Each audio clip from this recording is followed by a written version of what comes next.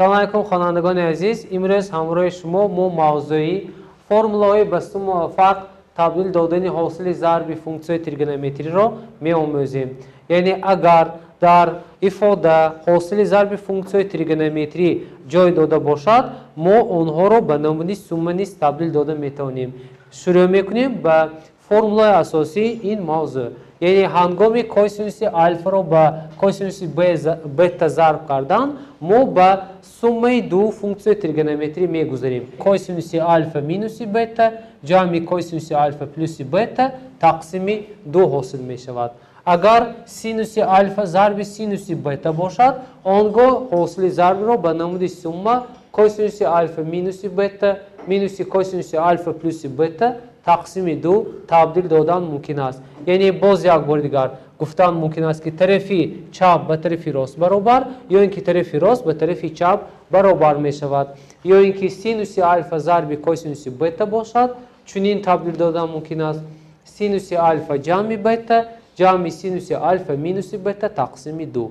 هنگام الفا و بتا برابر بودن ما فرمولای تریگونومتری ترتیبشون پس شونده رو حاصل میکنیم. یعنی کوسینوس کوادرات الفا برابر است با یک جمع کوسینوس دو الفا تقسیم دو یا اینکه سینوس کوادرات الفا برابر است با یک مینوس کوسینوس دو الفا تقسیم دو حاصل میکنیم که این فرمولای اساسی این موضوع به حساب میرود. بیایید یکی از فرمولای زیرین رو اثبات میکنیم و با واسطه این فرمولاهای داده شده نوشته شده یک چند مثال ها رو دیده برآمده این فرمولا ها رو مستحکم میکنیم. یعنی اثبات میکنیم. بگذار اثبات فرمول یکم طلب کرده شده باشد. یعنی برای اون که اثبات کنیم می نویسیم کوسینوس الفا ضرب کوسینوس بتا این برابر است با کوسینوس الفا مینوس بتا جمع کوسینوس الفا پلوس بتا تقسیم دو. یعنی چطور ما باید اثبات کنیم که کوسینوس الفا ضرب کوسینوس بتا به ifade سومه دو کوسینوس و نصف آن برابر است. یعنی از این علاقه فرمولا برمیاد که ما علاقه روبرو میشویم از فرمولای کوسینوس های فرق کنچو و سومه کنچو. یعنی بگذار کوسینوس الفا مینوس بتا برابر است با چی؟ علاقه ما این رو در موضوع پیشینه همراه شما دیده برآمده بودیم و می نویسیم کوسینوس الفا مینوس بتا این برابر است با کوسینوس الفا کوسینوس بتا جمع سینوس الفا ضرب سینوس بتا. یعنی این فرمولا رو ما علاقه می دونیم. سومه کنچهای کوسینوس آن باشد کوسینوس الفا جمع بتا برابر است با کوسینوس الفا ضرب کوسینوس بتا مینوس سینوس الفا ضرب سینوس بتا. یعنی این فرمولا رو و این فرمولا رو ما علاقه میدونیم. هنگامی دو طرفی این برابری ها رو اعضا با اعضا جمع کردن ما فرمول دیگر رو پیدا میکنیم. کوسینوس الفا مینوس بتا جمع کوسینوس الفا پلوس بتا کوسینوس الفا مینوس بتا جمع کوسینوس الفا پلوس بتا برابر این رو نیز جمع میکنیم کوسینوس الفا ضرب کوسینوس بتا جمع کوسینوس الفا ضرب کوسینوس بتا و هنگامی جمع کردن دو این ifade خیلی که از این ifade ها معلوم است ifade یکم با علامت جمع ifade دوم با علامت تر داده شده است آن رو اختصار میکنیم و در نتیجه به ما ifade کوسینوس الفا مینوس بتا جمع کوسینوس الفا پلوس بتا از بس که این دو ifade ها با هم یک خیلی می باشند آنها رو نیز چنین نوشتن ممکن است دو ضرب کوسینوس الفا ضرب کوسینوس بتا ما میتونیم اول این طرفی برابری رو نویسیم بعد این طرفی برابری طرفی چپ رو نویسیم برابر است با کوسینوس الفا مینوس بتا و جمع کوسینوس الفا پلوس بتا. با ما لازم است کوسینوس الفا ضرب کوسینوس بتا یعنی کوسینوس الفا ضرب کوسینوس بتا این برابر است با کوسینوس الفا مینوس بتا جمع کوسینوس الفا پلوس بتا تقسیم دو. بین چخل طرزی قلای و آسان ما فرمول رو اثبات کردیم. یعنی در نتیجه فرمول یکمی تریگونومتری فرمول بسوم و فرق تریگونومتری تبدیل دادن حاصل ضرب اثبات کرده شد. عیناً همینطور دیگر نیز فرمولهای زیرین داده شده اثبات کرده می شود. برای مستحکم کردن موضوع امروزی ما یک چند مثال ها را همراه شما دیده می براییم. خوانندگان عزیز، اکنون بیایید موضوع را مستحکم میکنیم. موضوع را با مثال ها مستحکم میکنیم. در زیر مثال یکم آمده است حاصل ضرب کوسینوس 2 الفا و کوسینوس 4 الفا را به سومه فونکسیون تریگونومتری تبدیل دهید. مثال یکم و مثال دوم باشد با استفاده از سومه تبدیل دادن حاصل ضرب به سومه ifade زیرین را حساب میکنیم. شروع میکنیم به حل این مثال ها.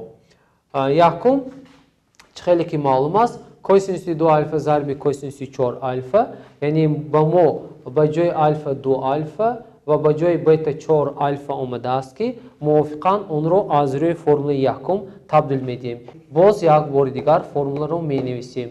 کوسینوس الفا کوسینوس بیتا برابر است به کوسینوس الفا مینوس بیتا جمع کوسینوس الفا پلوس بیتا تقسیم 2. موافقاً از روی فرمول زیرین ما چنین تبدیلات میگذارانیم. کوسینوس 2 الفا ضرب کوسینوس 4 الفا این برابر است به کوسینوس 2 الفا مینوس 4 الفا جمع کوسینوس 2 الفا جمع 4 الفا و تقسیم 2. این برابر است به اکنون کوسینوس 2 الفا مینوس 4 الفا و همه معلوم است این به ما کوسینوس مینوس 2 الفا رو میدهد. یعنی کوسینوس مینوس 2 الفا و جمع کوسینوس از بس که 2 الفا جمع 4 الفا 6 الفا می باشد تقسیم 2. کوسینوس مینوس 2 الفا باشد. کوسینوس در همه حالت فونکسی جفت به حساب می رود. بنابراین کوسینوس مینوس 2 الفا و ما کوسینوس 2 الفا رو می دهد جمع کوسینوس 6 الفا تقسیم 2 که این بود مثال یکم که ما حاصل ضربی فونکسیون تریگونومتری رو به نمود حاصل جمع تبدیل دادیم. اکنون عیناً همین مثال در مثال دوم آمده است. در اینجا طلب کرده می شود که قیمت ifade زیرین حساب کرده شود. یعنی شروع میکنیم با حل مثال دوم. ما باید حساب کنیم که سینوس 75 گرادوس ضرب کوسینوس 15 گرادوس و کدام قیمت عددی آن به چی برابر می شود. فرمول زیرین رو استفاده می بریم. سینوس الفا ضرب کوسینوس بیتا با ما سینوس الفا پلوس بیتا مینوس سینوس الفا مینوس بیتا و تقسیم 2 رو می دهد. یعنی سینوس الفا ضرب کوسینوس بیتا و ما سینوس الفا پلوس بیتا و پلوس سینوس الفا مینوس بیتا تقسیم 2 رو میدهد که موافقاً از روی همین فرمول داده شده قیمت ifade زیرین رو حساب میکنیم. سینوس 75 گرادوس ضرب کوسینوس 15 گرادوس این برابر می شود به سینوس در داخل قوس 75 گرادوس جمع 15 گرادوس می نویسیم و جمع سینوس 75 گرادوس مینوس 15 گرادوس تقسیم 2.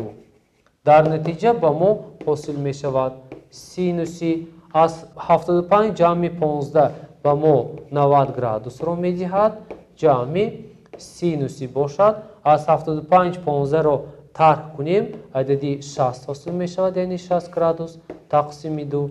در نتیجه سینوس 90 گرادوس به 1 جمع کوسینوس 60 گرادوس باشد با ما ریشه کوادراتی از 3 تقسیم 2 رو می دهد برابر با مخرج عمومی صورت رو می آوریم و نتیجه آن رو به 2 تقسیم می کنیم. یعنی 2 در مخرج 2 جمع ریشه کوادراتی از 3 تقسیم 2 و در نتیجه حاصل می کنیم 2 جمع ریشه کوادراتی از 3 تقسیم 2 و هم تقسیم باز 2 برابر дар 2-ро ҳамчун адади касрӣ табдил медиҳем, яъне 2 тақсими 1. дар инҷо 2 ҷамъи реши квадрати аз 3 тақсими 2 зарби 2 ва 1-ро бо ҳам ҷой иваз намуда 1 тақсими 2-ро ҳосил мекунем. суръатро бо суръат, махраҷро бо махраҷ зарб намуда чунин ифодаи ададиро ҳосил мекунем ки он ба ифодаи зерин баробар мешавад. пас қимати ададии ифодаи синуси 75 градус зарби косинуси 75 градус баробар аст ба 2 ҷамъи реши квадрати аз 3 тақсими 4. хонандагони азиз, анакун шурӯъ мекунем ба ҳалли мисолҳои сеюм ва чорум. дар мисоли сеюм талаб карда мешавад ки қимати ададии синуси 45 градус зарби косинуси 15 градусро ҳисоб кунем. яъне барои ҳисоб кардани ин қимати ифода формулаҳои аз ҳосили зарб, ҳосили ҷамъ гузаштан истифода мебарем.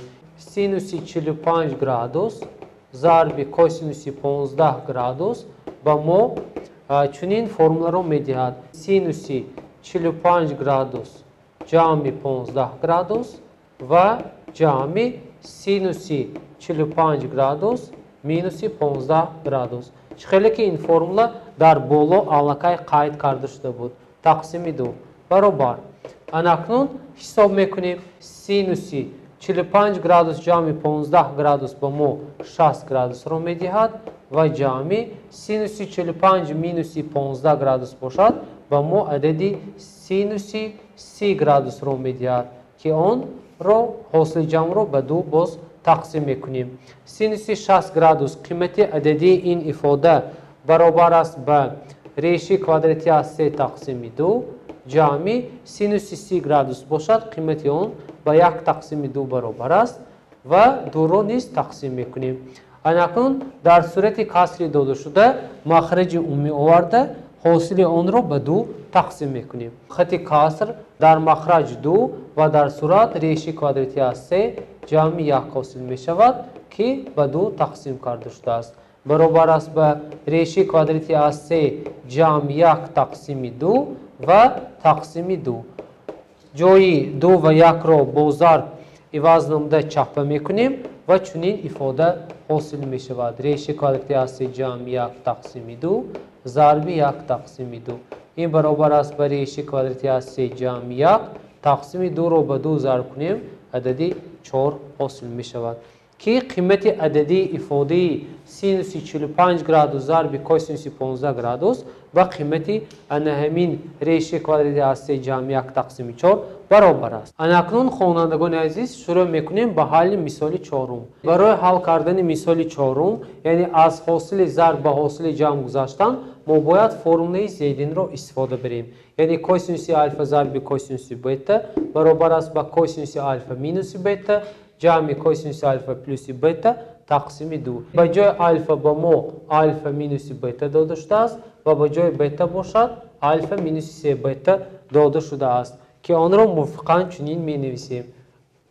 косинус альфа минуси бета минуси альфа минуси 3 бета так ҷамъи косинуси дар қавс менависем альфа минуси бета ва ҳам плюси альфа плюси 3 бета ва тақсими 2 ҳосил мешавад баробар. анакун сода мекунем дар дохили қавс фарқ ва дар дохили қавс суммаро сода карда чунин менависем. яъне косинуси альфа минуси бета минуси косинуси альфа минусро ба минус зарб кунем ҷамъи 3 бета ва ҷамъи косинуси альфа минуси бета ҷамъи альфа плюси 3 бета ҳосил мешавад тақсими 2 ва натиҷаи он чунин мешавад. косинуси альфа минуси альфа ислоҳ мешаванд барои он ки онҳо аломатҳои муқобил доранд. минуси бета ҷамъи 3 бета ба мо 2 бетаро медиҳад ва ҷамъи косинуси дар қавс менависем косинуси альфа ҷамъи альфа ба мо 2 альфаро медиҳад ва минуси бета ҷамъи 3 бета ба мо 2 бетаро медиҳад ки онро ба 2 тақсим мекунем. ба мо талаб карда шуда буд ки мо бояд ҳосили зарбро ба ҳосили сумми онҳо сумми функсияи тригонометрӣ иваз кунем ки натиҷаи он ба ифодаи зерин баробар карда шуд. Барои мустаҳкам кардани мавзӯи имрӯза хонандагони азиз якчанд мисолҳоро барои кори мустақилона ҳамчун вазифаи хонагӣ барои шумо пешниҳод карда мешавад. Онҳоро ба шумо пешниҳод мекунем. хонандагони азиз, ин мисолҳо барои корҳои мустақилона ба шумо дода мешавад. Инҳоро дар вақти холӣ албатта иҷро намоед. бо ҳамин мавзӯи имрӯзии мо ба анҷом расид. Хайр то дарси оянда.